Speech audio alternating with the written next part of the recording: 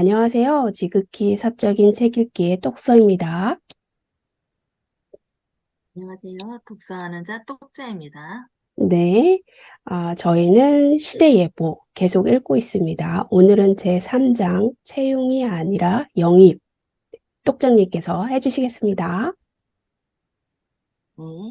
제3장 채용이 아니라 영입 부분에서 제가 이 장을 제일 잘 표현한다고 생각했던 구절은 여기 표시되어 있는 부분입니다. 한번 읽어보겠습니다. 사람들이 기대하는 것은 당신만의 서사입니다.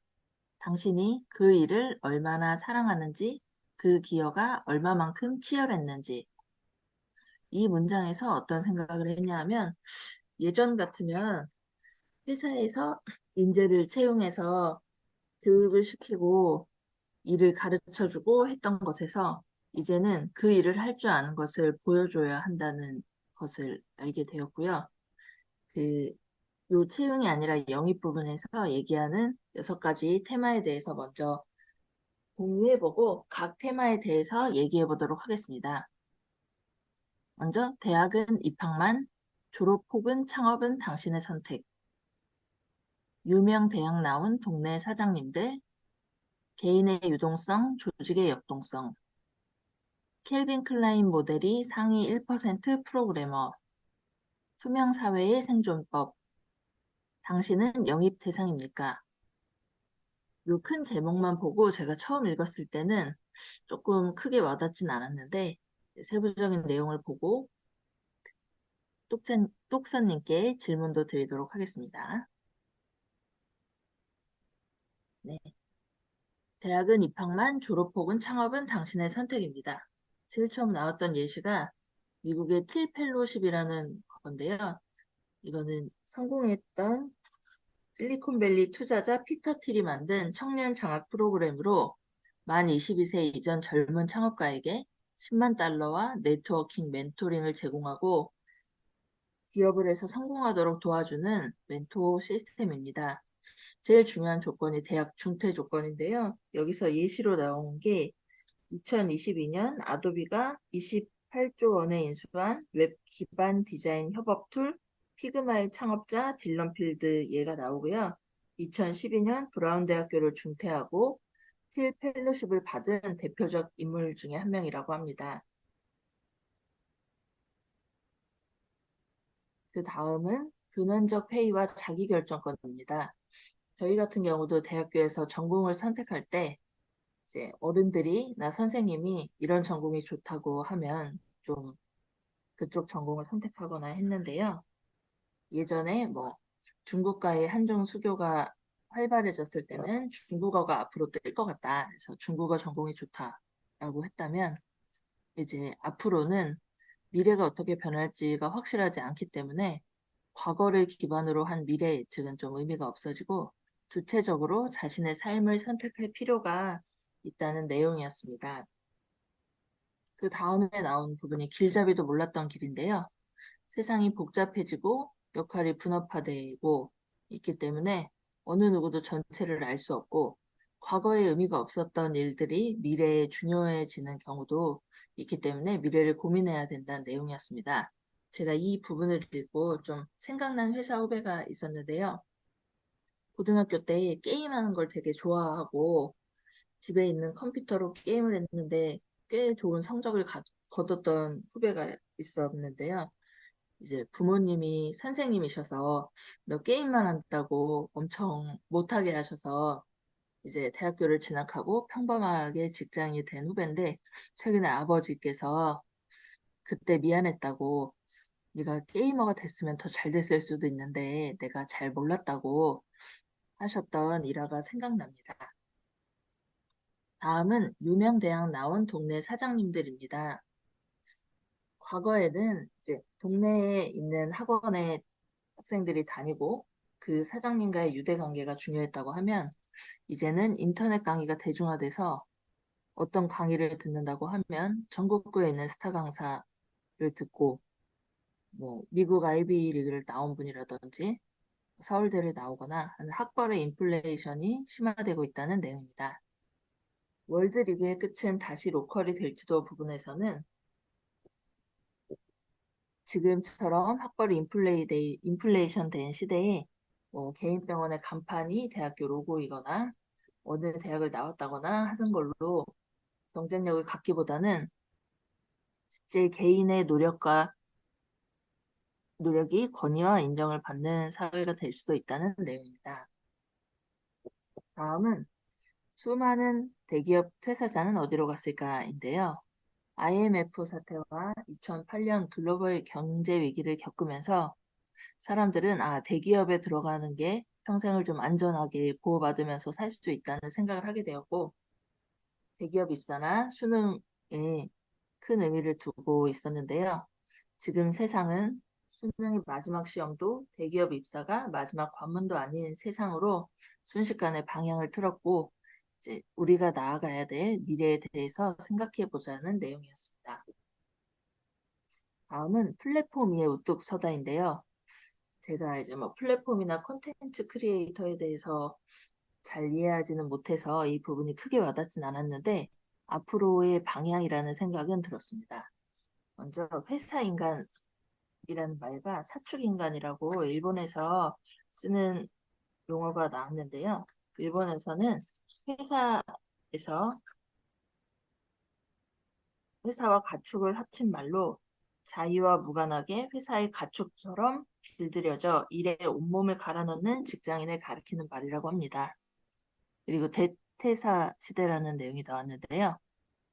이런 시대에서는 직장인에서 직업인으로 정체성을 재정립해야 할 필요가 있다고 합니다.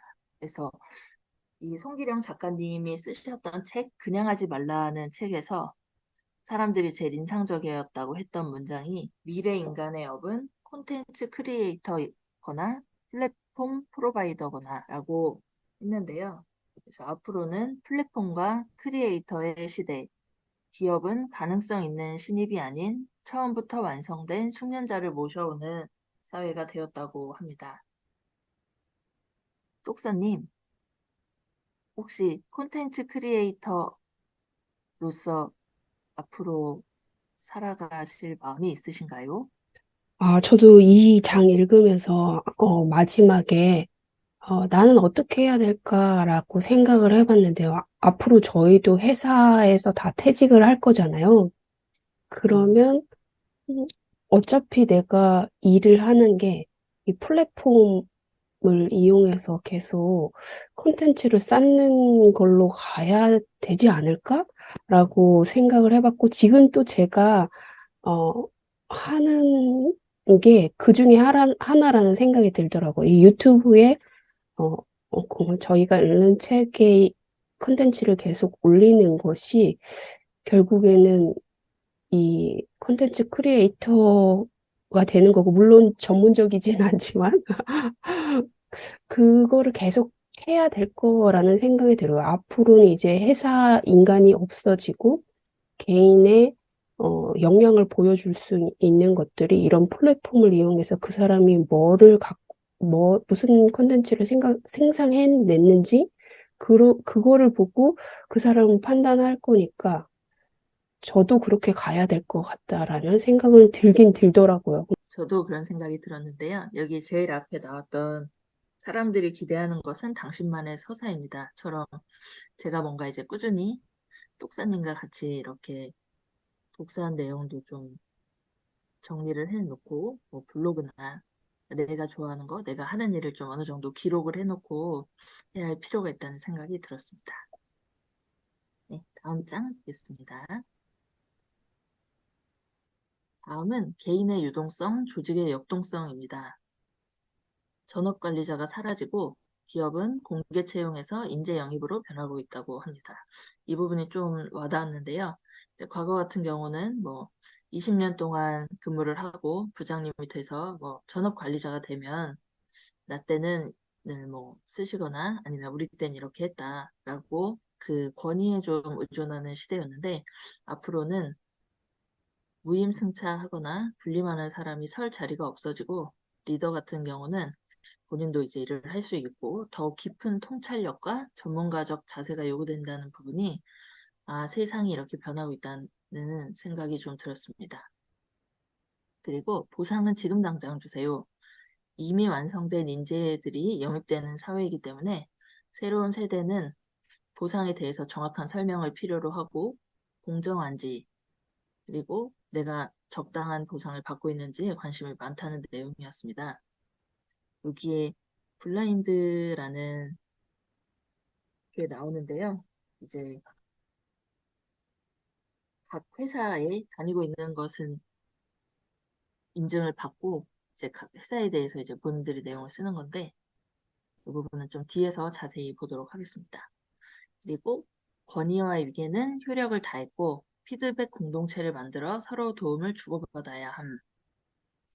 그냥 내가 여기서 몇 년 일했어. 뭐 이런 걸로 권위를 지킬 수 있는 시대는 아니고 개인도 독립적 커리어를 구축할 것인지 조직에서 안정성과 을 유지할 것인지 아니면 하이브리드형 커리어를 가질 것인지에 대해서 자기 탐색과 고민이 필요한 시대라는 예보를 해 주셨습니다.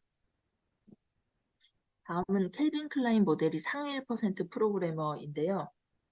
과거에도 뭐 운동에서 어느 정도 정점을 찍으셨던 분이 사회에 나와서 뭐 사업을 하거나 다른 업무를 해서 또 상위 뭐 1%가 되는 예시가 나왔는데요. 여기 예로 나왔던 분이 린제이 스콧이라는 분인데 켈빈 클라인 모델이라고 합니다. 그런데 또 개발자로서 상위 1%에 해당한다고 하는데요. 이거를 이제 증명할 수 있는 방법이 개발자 플랫폼이 있는데 여기에서 어떤 과제를 수행하거나 본인의 포트폴리오를 쌓아서 이 사람이 역량이 어느 정도 되는지를 증명할 수 있다고 합니다. 과거에는 뭐 일을 잘한다고 하면 회사에 들어가서 뭘 해야 됐기 때문에 객관적으로 좀 자신을 표현할 수 있는 게 부족했는데요. 지금은 이렇게 플랫폼에서 포트폴리오를 통해서 내가 이 정도 역량이 되는 사람이야 라는 것을 증명할 수 있는 시대가 되었습니다. 또 모든 일상이 포트폴리오, 글로벌 계급장만 남는다. 이게 이제 앞에 컨텐츠 크리에이터 얘기했던 분과 좀 연결되는데요. 일상의 성장 기록과 자기 역량을 꾸준히 쌓아서 요즘에 사용하는 이제 개인 닉네임으로 내가 이런 사람이라는 것을 좀 증명할 수 있고 명성을 쌓아갈 수 있다는 내용입니다. 그 다음에 나왔던 예시가 두 가지 언어를 정교하게 쓰는 능력인데요. 챗GPT나 뭐 AI를 이용해서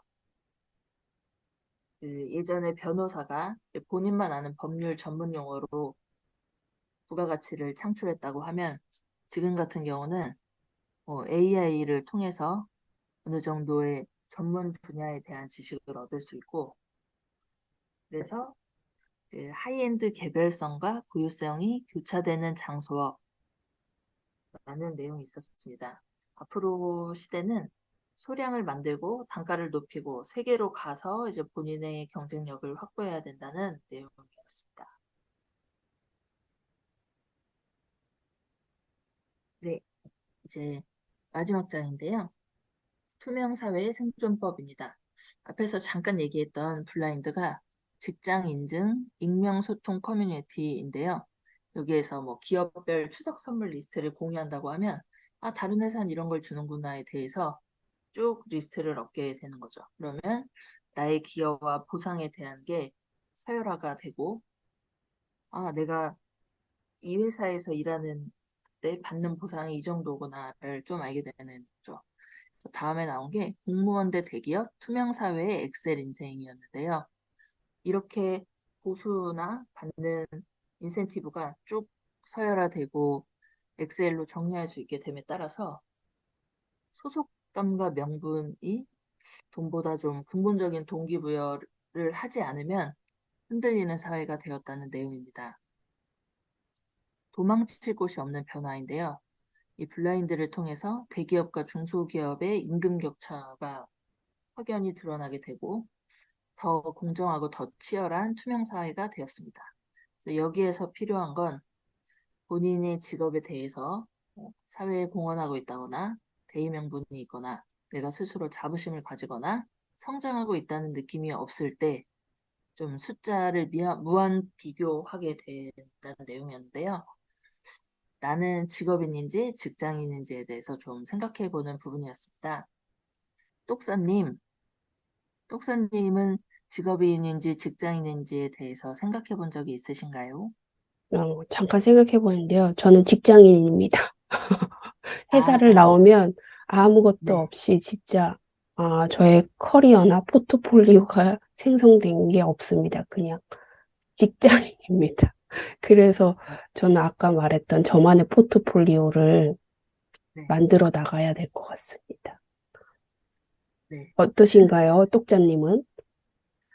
음, 저도 직장인에 가까운데, 이제 직업인으로서의 좀 변화를 꾀하려고 노력은 했습니다. 그래서 이제 한번 내가 직업인인지에 대해서 시험을 해볼 생각입니다. 네. 기대됩니다. 네. 마지막 부분은 당신은 영입 대상입니까? 입니다. 앞에 나왔던 부분과 연결되는 건데요. 전에처럼 임직원이 구성원으로 채용이 영입으로 바뀌면 어떤 일이 일어날까요?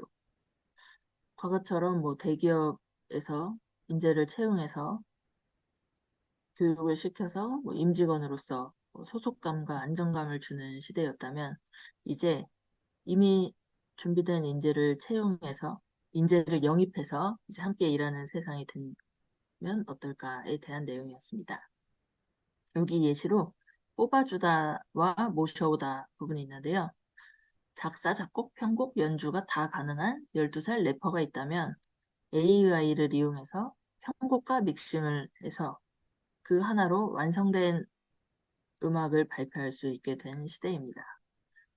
영입의 조건이라 하면 이제 큰 기회와 새로운 경험을 주고 인재가 가지고 있는 고유 자산에 지렛대 효과를 제공해서 나의 능력을 최대치로 발휘할 수 있는 곳에 이제 이분이 난 함께 합류하고 싶다라고 느낄 수 있도록 해줘야 된다는 내용이었습니다. 그래서 앞으로 새로운 관계가 정립되면 채용이 아닌 영입이고 인사의 역할은 육성과 개발이 아닌 지원과 격려로 재정의된다.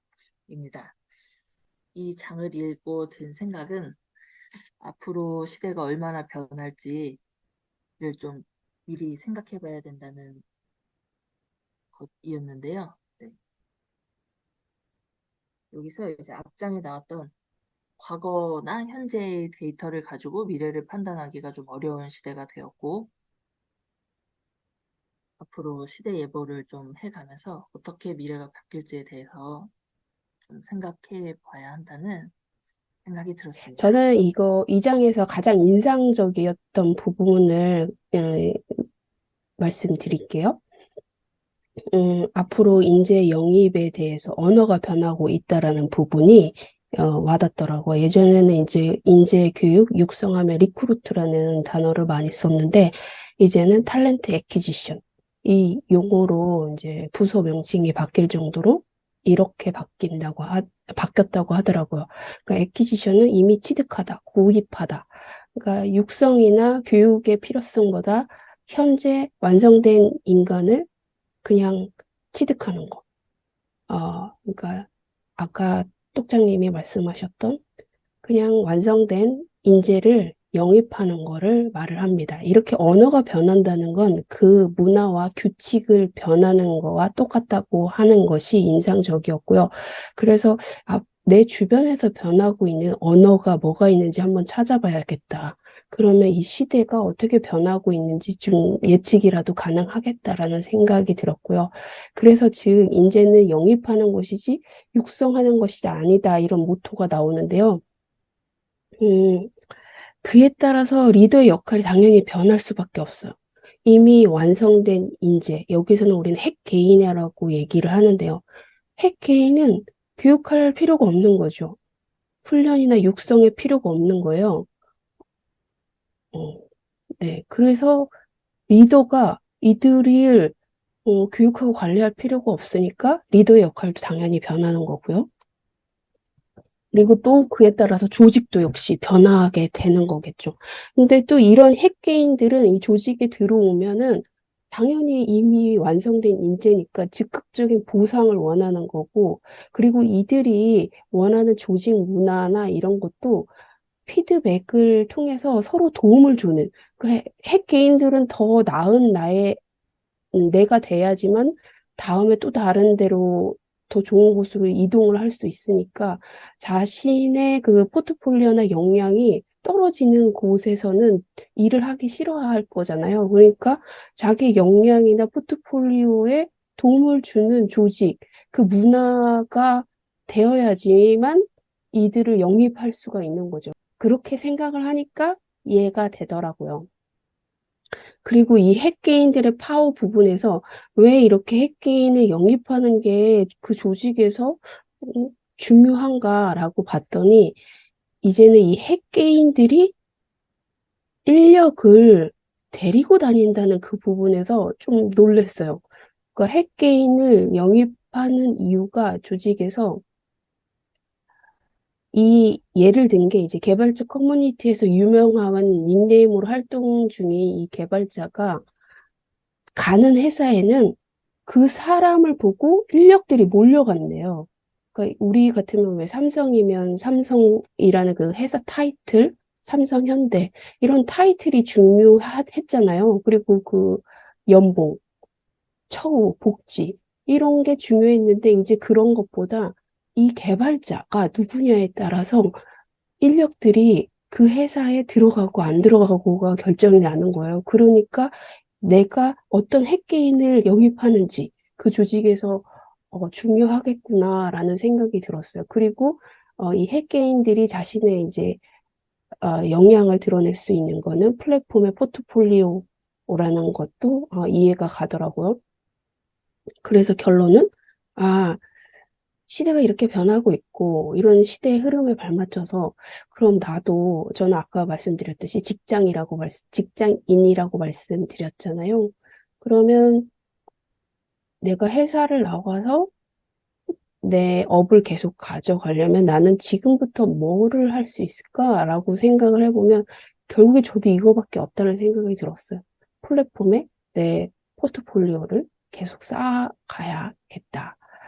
근데 지금 유튜브를 하고 있는데 이것도 하나의 포트폴리오가 될 수는 있겠구나라는 생각이 들었어요. 물론 그게 전문적이지 않고 진짜 아마추어적이지만 그런 생각이 들으면서 이 장을 읽었고요. 앞으로 조직의 문화가 이런 걸로 다 변하면 진짜 이 사회는 앞으로 어떻게 될까라는 생각이 많이 들었고요. 앞으로는 기업들이 정말 대기업보다는 이런 신생 기업이나 또 대기업도 조직이 이렇게 작아져서 핵개인들이 이끄는 팀원제로 많이 돌아가겠구나 이런 생각도 들긴 들었습니다. 네, 저는 여기까지입니다. 네, 지금 똑사님이 되게 잘 정리해 주셨는데요. 제가 정리한 게 좀 평면적으로 그냥 내용을 좀 나열하는 거였다고 하면, 똑사님이 좀 입체적으로 개인과 앞으로 해야 될 부분에 대해서 잘 정리해 주셔서 또 한 번 책을 읽은 기분이었습니다. 네, 감사합니다. 네. 그러면 우리 다음에 만날까요? 다음에 만나요. 안녕.